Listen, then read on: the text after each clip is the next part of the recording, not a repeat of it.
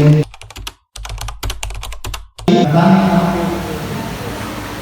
saya hormati Bapak Kepala Dinas Pendidikan dan Kebudayaan Kabupaten Pekalongan.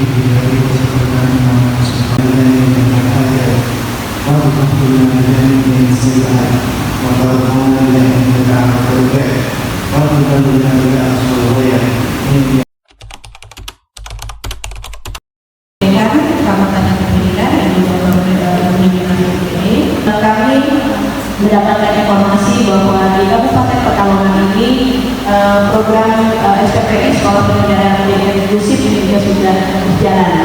Dan tadi Pak Ibu juga memberitahu bahwa sudah banyak sekolah-sekolah di sini yang menerima anak-anak kebutuhan khusus dengan beraneka ragam kekhususannya. Nah, tujuan kami melaksanakan pengabdian masyarakat ini yang pertama adalah bagian dari pidana perguruan tinggi kami.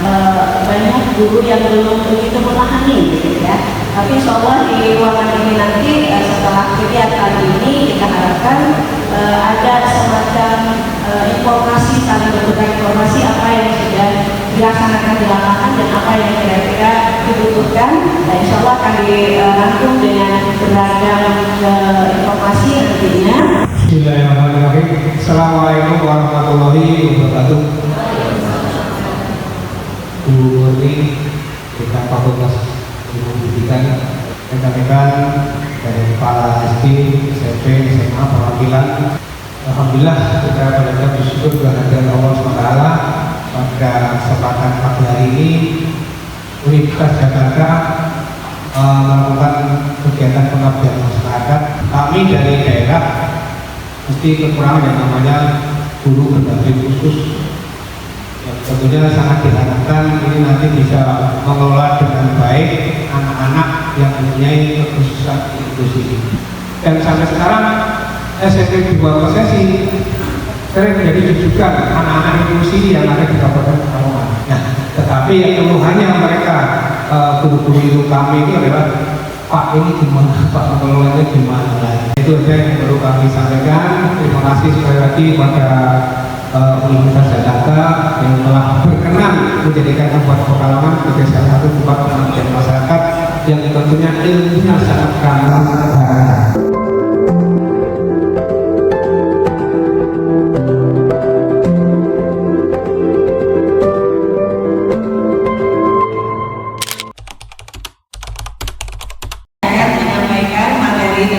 Kebijakan pendidikan inklusif dan siapa dan apa itu ada kebutuhan khusus. Nah, ini karena kami dari DKI, ini contoh perda yang ada di daerah kami. Di daerah Jawa Tengah saya pikir juga sudah ada ya Bapak Ibu ya, perda-perda terkait dengan penyelenggaraan pendidikan inklusif ini. Di guru kelas sendiri atau guru mata pelajaran sebagai penanggung jawab proses pembelajaran ini di lapangan ya.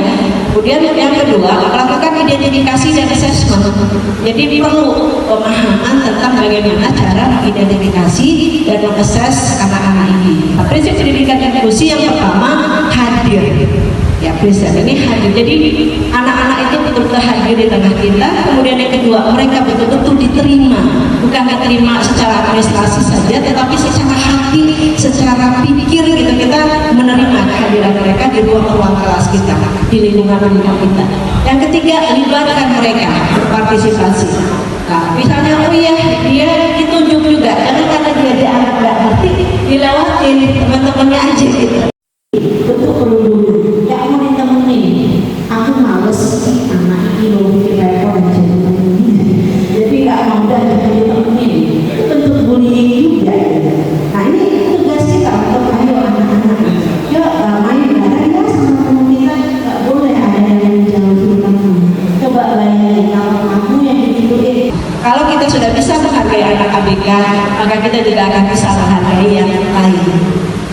menghargai keunikan-keunikan yang lain.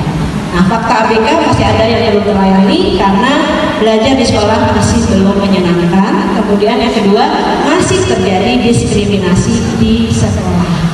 Pendidikan inklusif bukan sekedar menerapkan pendidikan atau metode, tapi merupakan implementasi filosofi yang menghargai nilai-nilai kemanusiaan. Ini yang paling penting. Bukan sekedar bagaimana kita mengajar, bagaimana kita strategi menghadapi mereka, bukan hanya itu. Tapi lebih dari yang itu, yang paling penting adalah kita menghargai nilai-nilai kemanusiaan. Di mana setiap individu berhak ya, untuk mendapatkan penghargaan dari setiap orang.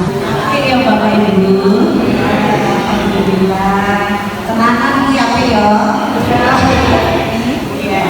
Izin ya Bapak Ibu, saya akan menyampaikan materi tentang kebijakan pendidikan inklusif dan siapa dan apa itu anak berkebutuhan khusus. Apa itu anak berkebutuhan khusus? Anak yang mengalami hambatan perkembangan, hambatan belajar, dan memiliki kebutuhan khusus. Nah, kebutuhan khususnya dalam apa? Dalam pendidikan. Jadi kenapa mereka disebut pendidikan? Karena punya kebutuhan khusus dalam pendidikan. Baik yang faktor internal yang permanen, kayak matanya nggak lihat itu kan permanen ya. Nah, dari kecil dia lahir tidak melihat, atau misalkan karena kecelakaan tiba-tiba dia betul-betul tidak melihat, atau tidak mendengar dan seterusnya. Atau bisa juga karena temporer atau kombinasi dari keduanya, sehingga diperlukan penyesuaian dalam pembelajaran. Nah, penyesuaian dalam hal apa saja? Dari tujuan, dari bahan, metode, media, dan juga evaluasi. Menilainya juga bisa kita adaptasi, bisa kita rubah, bisa kita modifikasi. Yang tadi saya bilang bisa kita turunkan atau bisa kita naikkan. Oke, lanjut. Kebutuhan khusus karena faktor eksternal, kebutuhan khusus yang diperlukan oleh anak dalam belajar yang disebabkan dari luar anak itu sendiri. Yang kedua, faktor dari luar diri anak dapat berupa pengalaman belajar. Yang ketiga, pengalaman belajar dapat berindikasi memberikan kesempatan pengembangan pengetahuan dan atau keterampilan bagi siswa sehingga bisa mendahului teman sebayanya. Ini kalau yang CIBD, yang cacat istimewa itu bisa kebutuhan belajarnya lebih tinggi ya, karena temennya baru ngerti 10 dia udah ngerti 100 gitu. Nah kemudian pengalaman belajar yang dapat berindikasi pada hambatan belajar anak-anak. Oke, lanjut.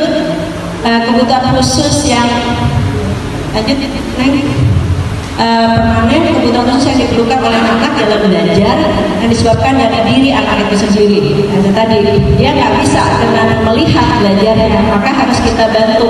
Bantunya apa? Oh iya, dia nggak bisa lihat tapi dia bisa dengar. Jadi apa caranya? Oh mungkin file-file yang kita ajarkan itu, entah itu PPT misalnya atau soal atau bahan, bisa dalam bentuk soft file yang kita berikan pada anak ini, dan nanti bisa ada aplikasi yang bisa merubah teks menjadi suara. Jadi dia bisa bicara, bisa mendengarkan. Atau pada saat menjelaskan, anak ini didudukkan di depan supaya dia bisa fokus mendengarkan. Nanti Pak Budi nanti akan menjelaskan. Ada aturan, ada kebijakan yang menjadi dasar kenapa kita harus melaksanakan ini. Ya, dan sebelum kita masuk ke dalam regulasi, kita akan lihat peta jalan penyelenggaraan pendidikan inklusif. Ini saya ambil informasinya dari Kemendikbud ya. Jadi memang ini peta jalan terkait dengan penyelenggaraan pendidikan inklusif itu sendiri. Ya, di tahun 2019 ini tahap-tahapnya sudah dijelaskan. Kemudian ada penguatan regulasi secara nasional.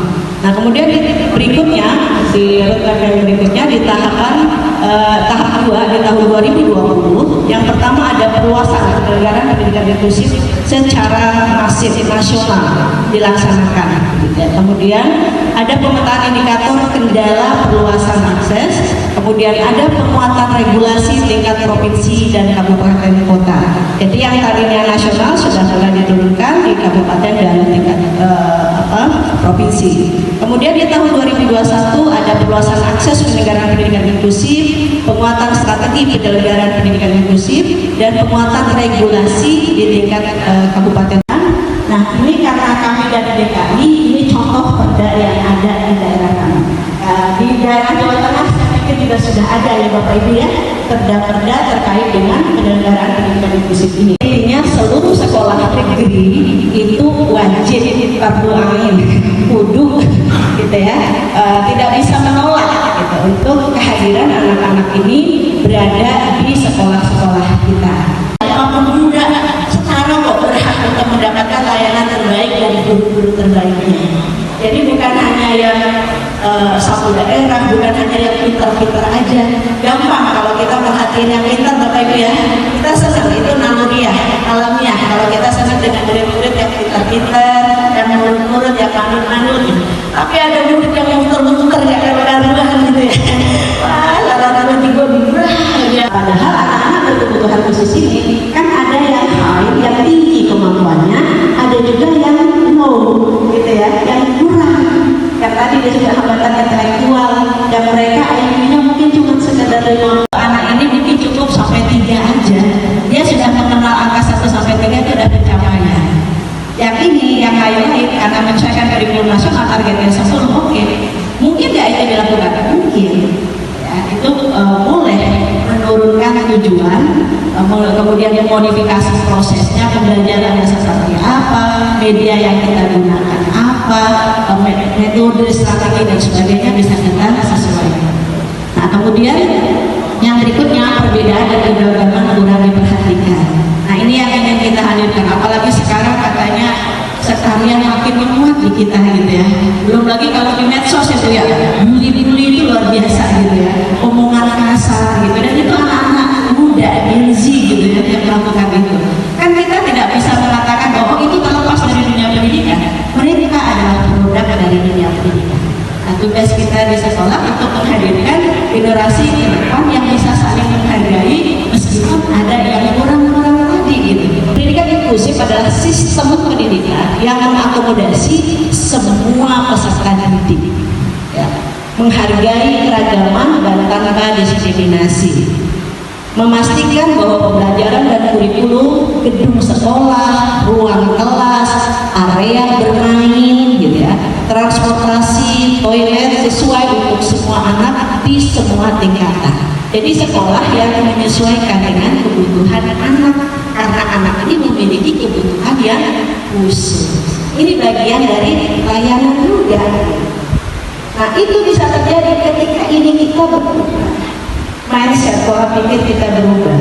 Tapi kalau kita nggak berubah pola pikir kita, mindset kita memikir kita ngapain repot-repot, bikin repot aja gitu. Kita udah jadwal, memang anak ini kan semua belajarnya di kelas 2 di kelas atas misalnya, di lantai 2 gitu ya, SMA. Ini pakai jadi repot kan, kita mesti berubah lagi jadwal ruangan gara-gara anak ini. Nah, ini berarti mindset kita belum berubah. Ada sederhana kan ya, kita biayai, kita anggarkan di pos atau apa, ada dana untuk bikin lerengan aja supaya anak ini bisa akses. Termasuk misalnya toilet gitu. Oh iya, kalau toilet untuk kursi roda kan space-nya harus lebih lega gitu supaya kursi rodanya bisa muter-muter di dalam. Tapi kalau toiletnya sempit gitu kan agak susah dia mengaksesnya. Oh iya, misalnya harus ada pegangan di pinggirannya itu supaya dia pada saat berdiri nggak akan jatuh gitu. Nah, penyesuaian ini yang perlu kita lakukan. Dan itu bukan tidak mungkin asal kita ada niat, ada kemauan. Kalau secara regulasi sudah diatur sebenarnya, tadi sudah banyak bicara tentang akomodasi yang layak dan sebagainya. Nah, ini masukan juga buat dinas-dinas supaya bisa mengabari ke atas langsung gitu ya, sehingga sekolah-sekolah juga bisa terbantu dengan kehadiran guru-guru yang memiliki keilmuan pendidikan khusus. Kemudian berikutnya, keterbatasan lapangan pekerjaan untuk lulusan penyandang disabilitas yang berkebutuhan. Ada banyak ABK-ABK yang sudah lulus, berprestasi, tapi lapangan pekerjaannya terbatas. Mereka punya skill tapi perusahaan nggak mau terima misalnya. Padahal harusnya ada undang-undang ya yang mengharuskan setiap perusahaan daerah itu memperkerjakan ada kuotanya sekian persen ya, 1% minimal gitu. Kalau yang untuk perusahaan swasta, kalau yang BUMD minimal 2% harus menerima individu yang berkebutuhan khusus bisa bekerja.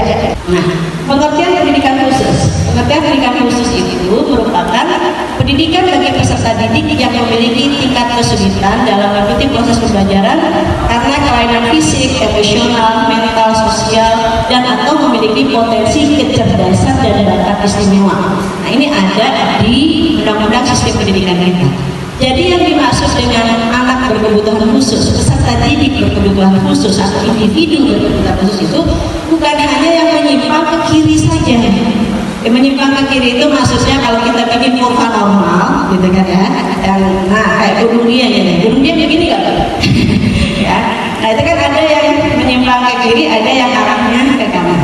Nah kalau yang ke kiri itu kan yang hambatan penglihatan atau tunanetra, hambatan pendengaran, tunarungu, hambatan intelektual, tunagrahita, hambatan fisik, tunadaksa, gitu ya.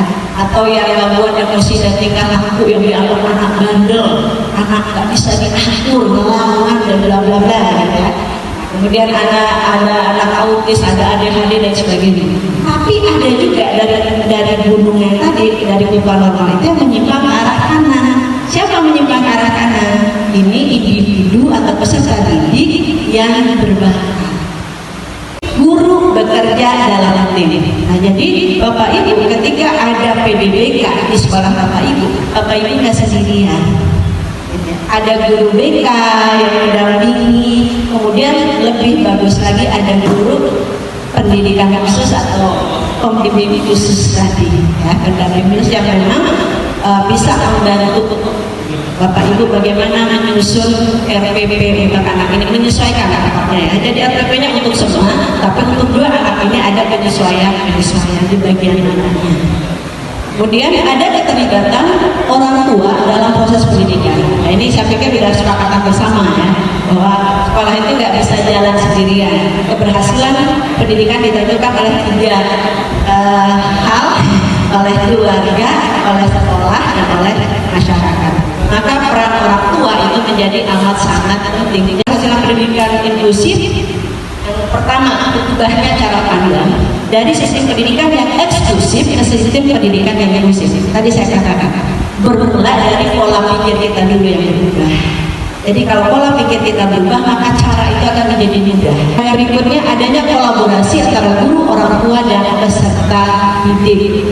Nah ini orang tua, guru, peserta didik, jadi teman-teman sekelasnya itu juga punya andil untuk menerima kehadiran anak ini, bukannya dibully gitu.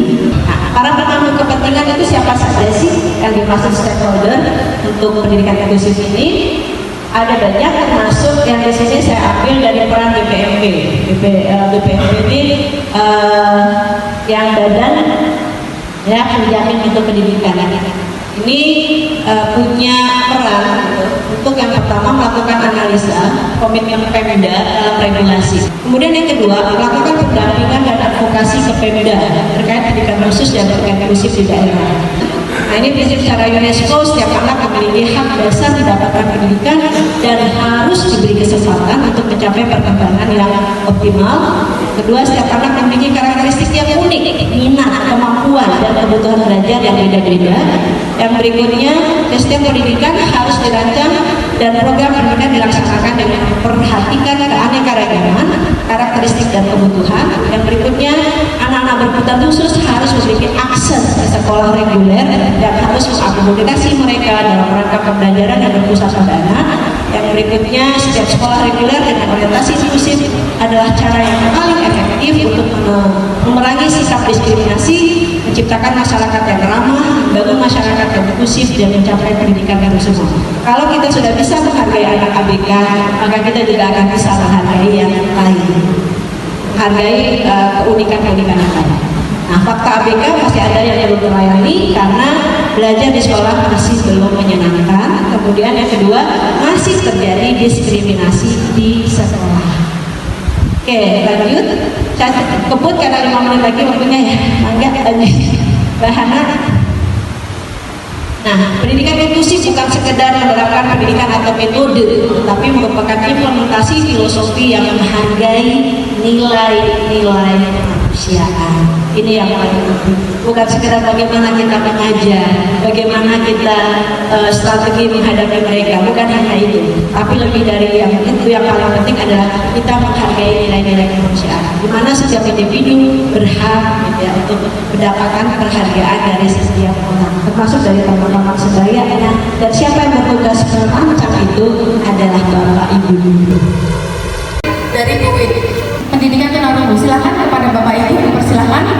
Jika orang tua sudah mengetahui bahwa anaknya berkebutuhan khusus, tapi tidak mau diperiksakan ke ahli, karena kan ada hubungannya dengan anak, itu bagaimana? Terus bagaimana cara memberitahukan ke orang tua jika anaknya itu terindikasi anak berkebutuhan khusus? Apa reaksi yang sangat alamiah, yang natural dilakukan oleh orang tua pasti menolak. Kayak nggak bisa menerima kehadiran yang nggak sesuai dengan harapannya. Itu reaksi psikologis yang wajar. Tapi persoalannya mau sampai kapan tidak menerimanya, mau sampai kapan denialnya. Karena kalau orang tua bersikap selalu menolak, jadi kan kenyataannya nggak mau dilihat kan. Nah akhirnya ya nggak bisa menyelesaikan masalah. Jadi masalahnya nggak beres-beres karena akar masalahnya nggak selesai. Orang tuanya tidak menerima kehadiran anaknya. Nah, jadi apa yang harus kita lakukan? Memang butuh waktu. Cuma orang tua harus dikasih dibenturkan dengan realita gitu, bahwa ini kondisi anaknya. Kalau anak-anak berkebutuhan khusus ini semakin cepat ditangani, semakin cepat diketahui, semakin cepat diidentifikasi, semakin cepat ditangani, maka kita bisa lebih cepat mengejar ketertinggalannya. Tapi kalau diabaikan, ditolak terus gitu, nggak mau, enggak, anak saya biasa aja kok, normal, biasa aja normal, nggak ada penanganan nantinya. Jadi semakin lambat penanganan, kalau cancer itu udah stadium 4 nantinya kan ya, jadi lebih repot gitu loh. Karena kayak tadi itu tunarungu, ada masa pemulihan bahasa gitu, 5 tahun lewat itu akan susah dia ngejarnya. Tapi Allah punya rencana lain, bisa jadi di balik rencana itu ada banyak hikmah yang bisa diambil. Salah satunya tadi tiket mencapai surga dengan kesabaran mendidik anak-anak yang berkebutuhan khusus itu. Kemudian yang kedua, dibawa kemana? Tadi juga sudah dijelaskan, bisa ke psikolog, bisa ke dokter, bisa ke lain. Gimana kalau orang tuanya nggak mampu, duitnya terbatas, gitu kan ya? Dia pekerja buruh dan sebagainya. Nah ini pihak sekolah, selain tadi mungkin ada dana BOS yang memang dianggarkan, bahwa antisipasi bahwa kita sudah jadi SPPI, Sekolah Penyelenggara Pendidikan Inklusif, maka ada anggaran yang diposkan untuk itu, disiapkan untuk antisipasi kemungkinan ada orang tua yang nggak mampu dan kita memfasilitasi itu. Tentunya dengan biaya yang rendah, misalnya bekerja sama dengan apa? Dengan Fakultas Psikologi kita mengadakan pemeriksaan identifikasi assessment untuk anak-anak ABK di sekolah kami. Jadi simbiosis mutualisme, kerjasamanya mereka diuntungkan, pihak sekolah diuntungkan, dan ini untuk pendidikan. Bagaimana kita memasak? Jadi nggak perlu harus dia pinter dalam akademik kalau memang dia nggak bisa itu, bisa kita gantikan. Itu salah tidak, itu yang betul. Nah di dalam kurikulum merdeka sekarang membolehkan seperti itu. Kalau dulu kan kurikulum nasional harus sama persis ya. Kalau sekarang boleh, udah dia ujiannya tidak spelling tapi writing, dia menulis, oh ya strukturnya kalimatnya benar, nilainya bisa A, ya diganti. Kalau misalnya dia nggak bisa sama sekali, diganti nggak bisa, diikuti nasional nggak bisa, diganti juga nggak bisa, dimodif juga nggak bisa, diadaptasi, disesuaikan nggak bisa, udah dihilangin. Kita bikin kurikulum sendiri khusus ya. Tadi saya katakan, oke, fokus aja pada apa yang dia suka, apa yang dia mampu. Nah itu yang kita kembangkan potensi-potensi itu, sehingga dia juga bisa mencapai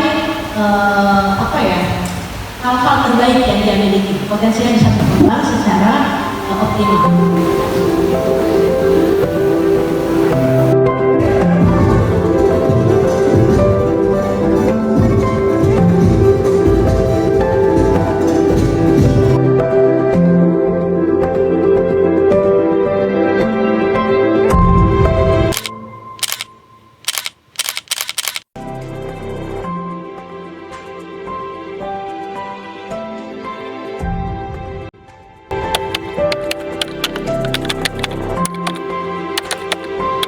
Assalamualaikum Ibu. Waalaikumsalam. Sebelumnya dengan Ibu siapa? Oh, saya Agusti Siti Halimah dari SD Negeri Bojongwetan. Ya, Ibu mau tanya tentang pelatihan hari ini bagaimana menurut Ibu? Untuk pelatihan hari ini sangat menyenangkan dan sangat bermanfaat, Mas. Karena banyak pengetahuan yang saya dapat yang tadinya belum saya tahu. Baik. Oke Ibu, terima kasih banyak Ibu. Ya, sama-sama. Assalamualaikum warahmatullahi wabarakatuh. Sebelumnya saya dengan Bapak siapa? Waalaikumsalam warahmatullahi wabarakatuh, dengan Bapak Didi dari SMK Negeri 1 Sregi. Oh iya, untuk pelatihan hari ini menurut Bapak kesan dan pesannya bagaimana Pak? Kesannya, alhamdulillah saya sangat senang sekali ya ibaratnya acara ini diadakan, karena jujur aja saya pribadi ibaratnya belum begitu menguasai kaitan dengan materi yang disampaikan. Alhamdulillah sangat memberikan masukan buat saya sendiri, apalagi dengan adanya era yang sekarang sangat dibutuhkan sekali buat saya pribadi khususnya sebagai seorang. Oh, untuk harapannya Pak mungkin ke depannya nanti Harapannya mudah-mudahan ini bisa terselenggara terus, ibaratnya berkesinambungan, ibaratnya apa yang materi yang disampaikan biar nanti berkelanjutan dan bermanfaat buat kita semua. Terima kasih banyak Bapak. Sama-sama. Assalamualaikum warahmatullahi wabarakatuh. Sebelumnya saya dengan Bapak siapa? Pak Dini Harsoyo. Oh iya, ini Pak, bagaimana Pak kesan-pesan pelatihan hari ini? Ya, yang pertama kami ucapkan terima kasih banyak kepada materi dari dosen UNJ. Banyak sekali materi-materi yang diberikan dan sangat bermanfaat bagi kami.